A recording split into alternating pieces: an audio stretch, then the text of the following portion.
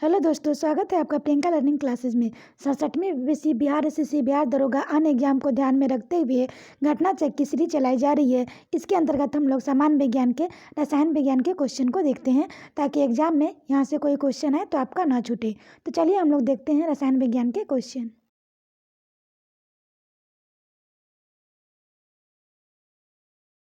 से संबंधित। ऊष्मा ऊर्जा के प्रमुख स्रोतों लकड़ी, काष्ठ, कोयला, पेट्रोल, मिट्टी का तेल आदि है। ये पदार्थ ईंधन कहलाते हैं। अच्छा ईंधन वह है जो सहज उपलब्ध हो जाता है। यह सस्ता होता है और वायु में समानता दर से सुगमतापूर्वक जलता है। यह अधिक मात्रा में ऊष्मा उत्पन्न करता है। यह जलने के उपरांत कोई अवांछनीय पदार्थ नहीं छोड़ता। नेक्स्ट फैक्ट देखते हैं। संभवतः ऐसा कोई ईंधन नहीं है जिसे आदर्श ईंधन माना जा सके। अब हम लोग देखते हैं ईंधन दक्षता। किसी ईंधन की 1 किलोग्राम के पूर्ण दहन से प्राप्त ऊष्मा की मात्रा उसका ऊष्मीय मान कहलाती है। ईंधन के ऊष्मीय मान को किलो जूल प्रति किलोग्राम मात्रक के द्वारा प्रदर्शित किया जाता है। विभिन्न ईंधनों के ऊष्मीय मान देखते हैं। गोबर के उपले 6000 से 8000 किलो जूल पर ग्राम पर केजी है। लकड़ी के देखिए 17000 से 22000, कोयला का 25000 से 33000, पेट्रोल 45000, मिट्टी का तेल 45000, डीजल 45000, मीथेन 50000। सीएनजी की बात देखें तो ये 50000, एलपीजी 55,000, जैव गैस 35,000 से 40,000, हाइड्रोजन 1,50,000 है। नेक्स्ट देखते हैं ईंधन का बढ़ता हुआ उपयोग पदार्थ पर हानिकारक प्रभाव डालता है। पहला, लकड़ी, कोयले और पेट्रोल जैसी कार्बन ईंधन बिना जले कार्बन कण छोड़ते हैं। यह सूक्ष्म कण खतरनाक प्रदूषण होते हैं जो दमा जैसे श्वास रोग उत्पन्न करते हैं।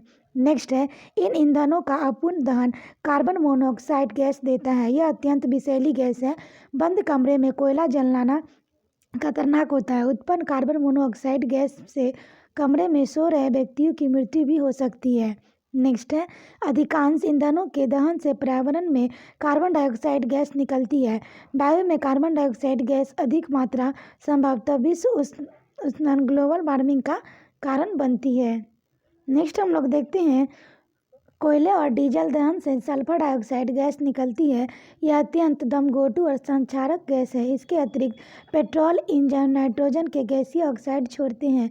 सल्फर और नाइट्रोजन के ऑक्साइड वर्षा जल में घुल जाते हैं तथा अम्ल बनाते हैं। ऐसी वर्षा अम्ल वर्षा कहलाती है जो फसलों, भवनों और मृदा के लिए बहुत हानिकारक होती है। मोटर वाहनों में ईंधन के रूप में डीजल और पेट्रोल का स्थान अब सीएनजी संपीड़ित प्राकृतिक गैस ले रही है, क्योंकि सीएनजी सल्फर और नाइट्रोजन के ऑक्साइडों का उत्पादन अल्प मात्रा में करती है। सीएनजी एक अधिक स्वच्छ ईंधन है। अब हम लोग देखते हैं जीवाश्म ईंधन के बारे में।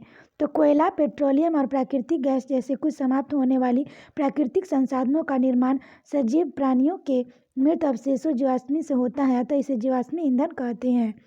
कोयला के बारे में देखें तो कोयले में मुख्य रूप से कार्बन होता है। मृत वनस्पति के धीमे प्रक्रम द्वारा कोयले में परिवर्तन को कार्बनीकरण कहते हैं, क्योंकि यह वनस्पति के अवशेषों से बना है। अतः कोयले को जीवाश्म ईंधन भी कहते हैं। वायु में गर्म करने पर कोयला जलता है और मुख्य रूप से कार्बन डाइऑक्साइड गैस उत्पन्न करता है।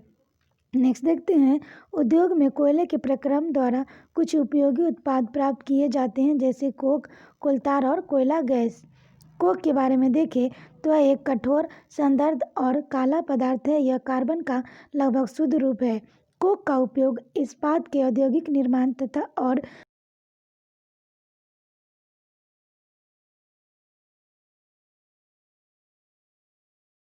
द्रव होता है। यह लगभग 200 पदार्थों का मिश्रण होता है। कोलतार से प्राप्त उत्पादों का उपयोग प्रारंभिक पदार्थों के रूप में दैनिक जीवन में काम आने वाले विभिन्न पदार्थों के औद्योगिक निर्माण में तथा उद्योगों जैसे संश्लेषित रंग, औषधि, विस्फोटक, सुगंध, प्लास्टिक, पेंट, फोटोग्राफिक सामग्री, छत निर्माण सामग्री आदि में होता है। कोयला गैस की बात देखें तो कोयला गैस कोयले के प्रक्रम द्वारा कोक बनाते समय कोयला गैस प्राप्त होती है। यह कोयला प्रक्रम संयंत्रों के निकट स्थापित बहुत से उद्योगों में ईंधन के रूप में उपयोग की जाती है। कोयला ठोस जीवाश्मी ईंधन है एवं प्राथमिक रूप से कार्बन की अवसादी चट्टानें से बना होता है। कोयले की 5 प्रमुख श्रेणियां हैं: पीट कोयला, लिग्नाइट, भूरा कोयला, सब बिटुमिनस, बिटुमिनस, सॉफ्ट कोयला, एंथ्रासाइट कोयला, कठोर कोयला। पीट कोयले में पानी की मात्रा अधिक होती है, इसलिए निम्न श्रेणी का ईंधन बन जाता है। नेक्स्ट देखते हैं, तलहटों के भार द्वारा पीट संप्रेरित होकर सहस्त्रों वर्षों के बाद लिग्नाइट से भूरा कोयला में परिवर्तित हो जाता है। पीट्स की तुलना में लिग्नाइट में कार्बन का प्रतिशत अधिक होता है। पृथ्वी से लगातार दबाव और ऊष्मा के मिलने से लिग्नाइट बिटुमिनस मृदु कोयले में बदल जाता है। यदि दाब एवं ऊष्मा पर्याप्त मात्रा में मिले तो एंथ्रासाइट कोयला कठोर निर्मित होगा, जिसमें अत्यधिक ऊष्मा एवं कार्बन तत्व पाया जाता है। ऊष्मा की मात्रा के आधार पर एंथ्रासाइट कोयले में सर्वाधिक ऊष्मा एवं लिग्नाइट सबसे कम ऊष्मा होती है। कोयले में सल्फर की मात्रा भी महत्वपूर्ण होती है, क्योंकि कम सल्फर की मात्रा वाले कोयले को जलने से कम सल्फर डाइऑक्साइड उत्सर्जित होती है, इसलिए यह विद्युत संयंत्रों में ईंधन के लिए सबसे अधिक वांछनीय ईंधन है। पेट्रोलियम के बारे में देखें तो पेट्रोलियम एक कच्चा तेल, ऐसा तेल जो जमीन के नीचे से निकलता है।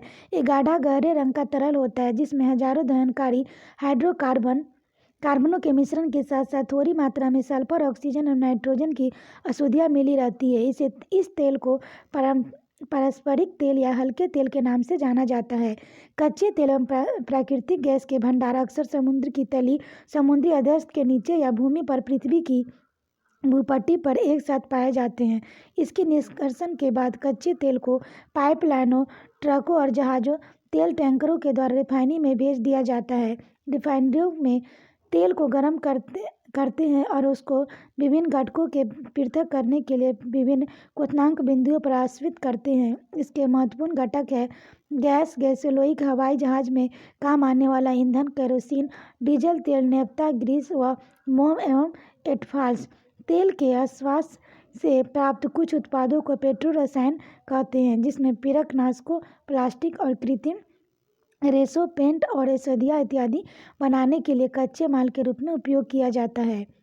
प्राकृतिक गैस की बात देखें तो प्राकृतिक गैस गैसीय हाइड्रोकार्बनों एवं अन्य गैसों का मिश्रण है, जो प्रायः पेट्रोलियम के साथ तेल कूपों में निकलती है। पृथ्वी पर कुछ क्षेत्रों में प्राकृतिक गैस प्राकृतिक दरारों एवं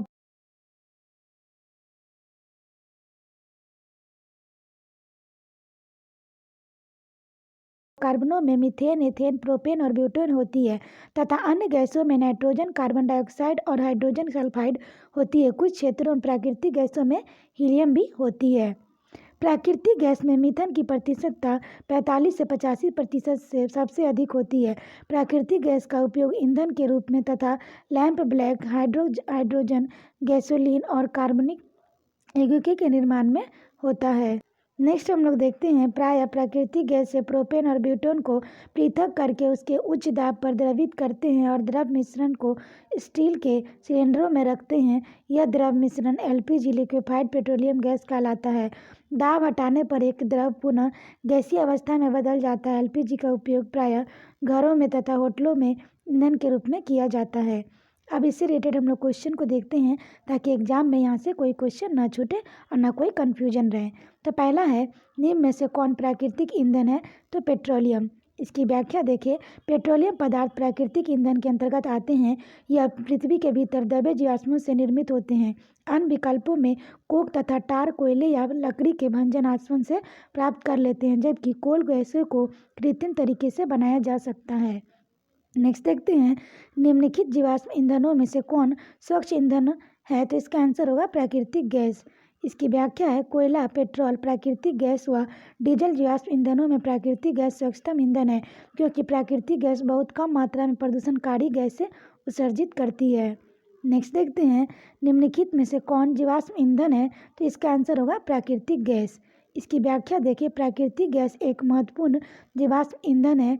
यह आसानी से जलती और अधिक मात्रा में ऊष्मा उत्पन्न करती है। इसमें मुख्य रूप से मीथेन लगभग 95% तथा थोड़ी मात्राओं में एथेन, प्रोपेन आदि गैस होती हैं। नेक्स्ट देखते हैं, कौन प्राकृतिक गैस का मुख्य घटक है? तो इसका आंसर होगा मीथेन।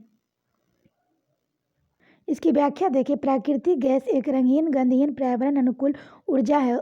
यह कई गैसों का मिश्रण होता है, जिसमें मुख्य रूप से मीथेन शामिल होता है। प्राकृतिक गैस में मीथेन की मात्रा लगभग 80% तक होती है। नेक्स्ट है, निम्नलिखित में से कौन प्राकृतिक गैस का मुख्य भाग है? तो मीथेन है।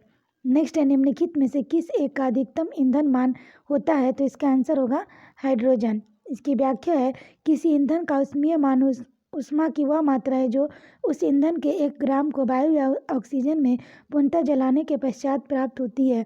सभी ईंधनों में हाइड्रोजन का ऊष्मीय मान सबसे अधिक होता है। हाइड्रोजन का उपयोग रॉकेट ईंधन के रूप में तथा उच्च ताप उत्पन्न करने वाले ज्वालावकों में किया जाता है। हाइड्रोजन गैस का 150, चारकोल का 33, प्राकृतिक गैस का 33 से 50 तथा ग्लिसरीन का 50 ईंधन मान होता है। नेक्स्ट देखते हैं, ऑक्टेन संख्या गुणवत्ता का माप है? तो इसका आंसर होगा पेट्रोल की। ऑक्टेन संख्या को पेट्रोल के प्रत्यास्फोटन गुण पता लगता है। नेक्स्ट है, निम्नलिखित में से मुख्यतः किसके लिए सीटेन संख्या गुणवत्ता प्राचल के रूप में प्रयुक्त होती है? तो डीजल। इसकी व्याख्या देखिए, जिस प्रकार ऑक्टेन संख्या गैसोलीन के ज्वलन स्थिरता के मापन के प्रयुक्त की जाती है, सीटेन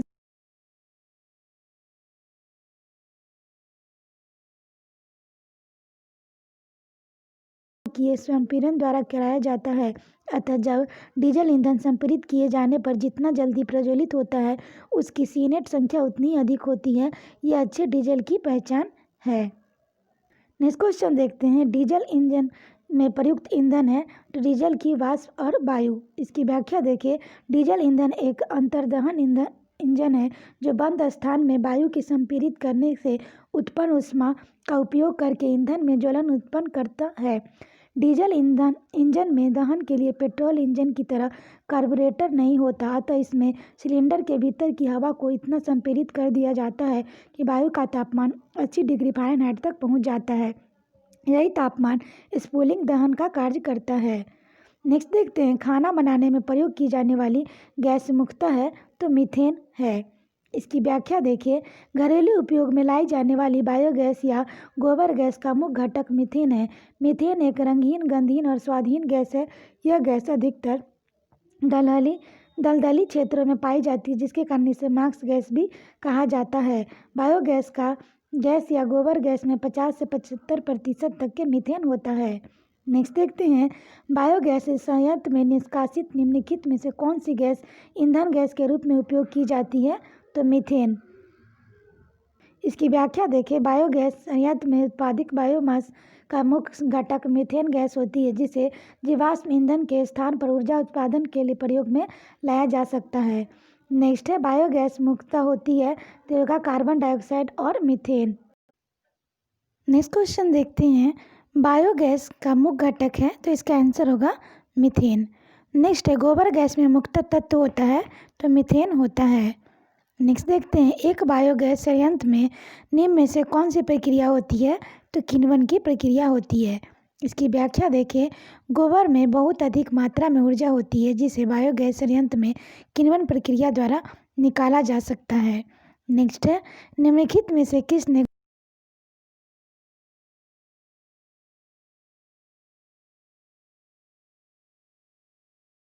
IARI के वैज्ञानिक डॉक्टर SB देसाई ने वर्ष 1941 से 42 में गोबर गैस प्रणाली का आविष्कार किया था। नेक्स्ट है, लिक्विड पेट्रोलियम गैस LPG के मुख्य अवयव है? तो इसका आंसर होगा इथेन, प्रोपेन और ब्यूटेन। नेक्स्ट क्वेश्चन देखते हैं, तरलीकृत पेट्रोलियम LPG का मुख्य आधार घटक क्या है? तो इसका आंसर होगा ब्यूटेन। इसकी व्याख्या देखिए, तरलीकृत पेट्रोलियम गैस का मुख्य आधार घटक ब्यूटेन है। द्रवित पेट्रोलियम गैस प्रोपेन, ब्यूटेन और आइसोब्यूटेन हाइड्रोकार्बन का मिश्रण है। घरों में यह रसोई गैस के रूप में प्रयुक्त होती है। इसमें अत्यंत उच्च दाब पर प्रोपेन, ब्यूटेन और आइसोब्यूटेन जैसी गैसें द्रवित होती है। इन्हीं द्रवित हाइड्रोकार्बनों के मिश्रण को द्रवित पेट्रोलियम गैस या LPG कहते हैं। यह प्राकृतिक गैस तथा पेट्रोलियम के प्रवाही आसवन से प्राप्त होती है। LPG के रिसाव की पहचान के लिए उसमें कुछ दुर्गंधयुक्त पदार्थ जैसे मरकप्टन आदि मिला दिया जाता है।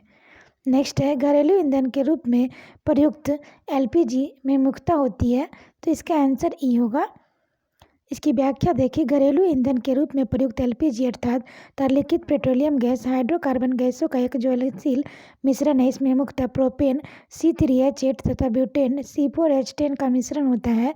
LPG के रिसाव की पहचान के लिए कुछ गंधयुक्त पदार्थ जैसे मरकप्टन आदि मिला दिया जाता है।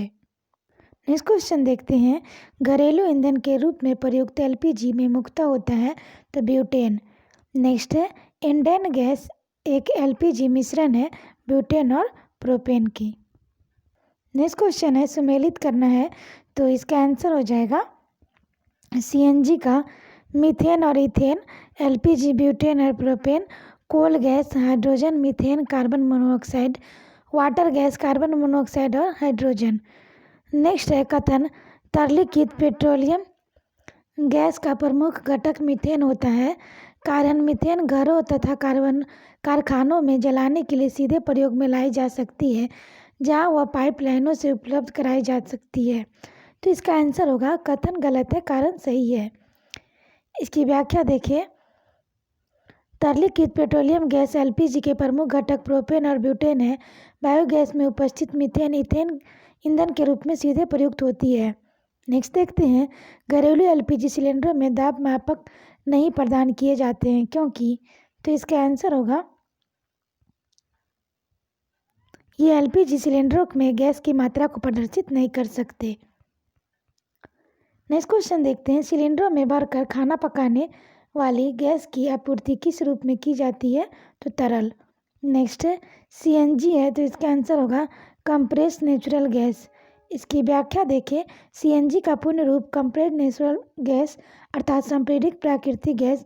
मानक वायुमंडलीय दाब पर प्राकृतिक गैस जितना आयतन गिरती है उसके 1% से भी कम आयतन तक प्राकृतिक गैस को संपीड़ित कर सीएनजी का उत्पादन किया जाता है।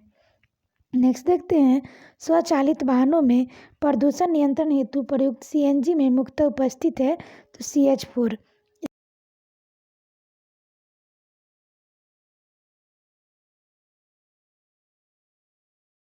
मीथेन गैस की होती है। मीथेन गैस पेट्रोल एवं डीजल की तुलना में कार्बन मोनोऑक्साइड को 70%, नाइट्रोजन ऑक्साइड को 87% और जैविक गैसों को लगभग 89% कम उत्सर्जित करती है। नेक्स्ट हम लोग देखते हैं, निम्नलिखित कथनों पर विचार कीजिए। तो पहला, द्रवित प्राकृतिक गैस को अत्यधिक शीत ताप अथवा उच्च दाब में द्रवित किया जाता है, जिसमें विशेष रूप से अभिकल्पित पात्रों में उसका संग्रहण अथवा परिवहन सुसाध्य हो सके। दूसरा, भारत में प्रथम LNG टर्मिनल हासन में निर्मित हुआ। तीसरा, द्रवित पेट्रोलियम गैस से प्राकृतिक गैस द्रव्यों का पृथक्करण किया जाता है और इसमें इथेन, प्रोपेन, ब्यूटेन और प्राकृतिक गैसोलीन सम्मिलित है। तो इसका आंसर केवल एक होगा। इसकी व्याख्या देखिए, क्योंकि पेट्रोलियम कुएं में द्रव की सतह पर पाए जाने वाले हल्के हाइड्रोकार्बन्स और के गैसीय मिश्रण के प्राकृतिक गैस को कहते हैं, जिसका संगठन इस प्रकार है। मीथेन 80%, दूसरा इथेन 7%, तीसरा प्रोपेन 6%, चौथा नॉर्मल ब्यूटेन 4%, पाँचवा आइसोब्यूटेन 3%।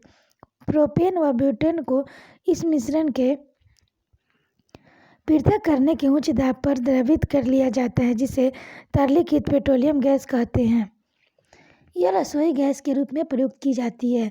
भारत का प्रथम LNG टर्मिनल दहेज गुजरात में स्थापित किया गया था। नेक्स्ट देखते हैं, गैसोहॉल है, तो इसका आंसर होगा एथिल अल्कोहल और पेट्रोल। इसकी व्याख्या देखिए, गैसोहॉल ईंधन 10% एनहाइड्स एथेनॉल, एथिल अल्कोहल तथा 90% गैसोलीन पेट्रोल का मिश्रण है। नेक्स्ट क्वेश्चन देखते हैं, गैसोहॉल का मिश्रण है, तो इसका आंसर होगा गैसोलीन और एथेनॉल का। नेक्स्ट क्वेश्चन देखते हैं, निम्नलिखित कथनों पर विचार कीजिए। तो पहला है, कोयला पेट्रोलियम तथा प्राकृतिक गैस जीवाश्म ईंधन है। दूसरा, गैसोहॉल बेंजीन तथा अल्कोहल का मिश्रण है। तीसरा, भूतापीय ऊर्जा एक अपारंपरिक ऊर्जा स्रोत है। चौथा, गोबर गैस में मुख्यतः मीथेन होती है। तो इसका आंसर पहला और तीसरा चौथा सही है।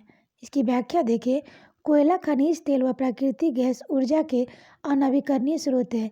इन्हें जीवाश्म ईंधन भी कहा जाता है। गैसोहॉल को E10 एक ईंधन है जो 10% निर्जल एथेनॉल तथा 90% गैसोलीन का मिश्रण है। पृथ्वी की भूतापीय ऊर्जा ग्रह के मूल गठन से खनिजों की रेडियोधर्मी क्षय से सतह पर अवशोषित सौर ऊर्जा से उत्पन्न होती है। यह एक गैर परंपरागत ऊर्जा स्रोत है। गोबर गैस या बायोगैस में मुख्यतः मीथेन तथा कार्बन डाइऑक्साइड होती है। नेक्स्ट क्वेश्चन देखते हैं, कार के इंजन में नॉकिंग से बचने के लिए निम्न में से कौन सा प्रयोग में लाया जाता है? तो लेड टेट्रा एथिल। इसकी व्याख्या है, पेट्रोल में टेट्रा एथिल लेड CH3CH2 का होल 4 Pb इसलिए मिलाया जाता है ताकि इसकी एंटी नॉकिंग दर बढ़ जाए। नेक्स्ट है, टेट्रा इथाइल लेड पेट्रोल में मिलाया जाता है, तो इसका आंसर होगा इनकी एंटी नॉकिंग रेटिंग अपशोटक दर को बढ़ाने के लिए। नेक्स्ट है, ऑटोमोबाइल इंजनों में प्रतिहीन के रूप में निम्नलिखित में से किस एक का प्रयोग किया जाता है? तो एथिलीन